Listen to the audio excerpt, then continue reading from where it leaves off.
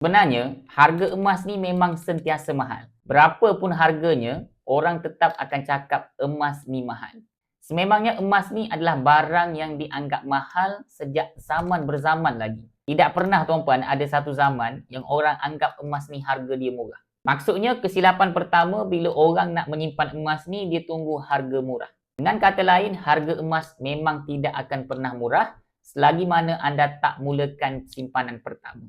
Secara umumnya, mahal dan murah ni bergantung kepada benchmark kita sendiri. Ada orang pada harga ketika RM175 segram dianggap mahal.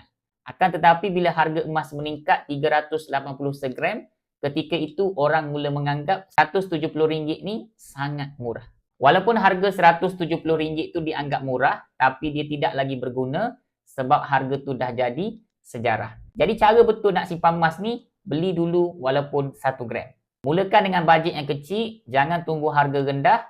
Lepas buat belian pertama tu, barulah pantau harga. Apabila sudah mula membeli, kita sudah ada benchmark harga sendiri. Pada ketika tu, kita akan tahu berapa harga yang dianggap mahal, berapa harga yang dianggap murah untuk suatu tempoh masa tertentu.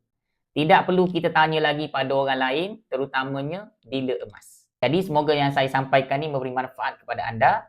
Nak menyimpan emas di bawah bimbingan Cikgu Ridwan, isi beg biru di bawah.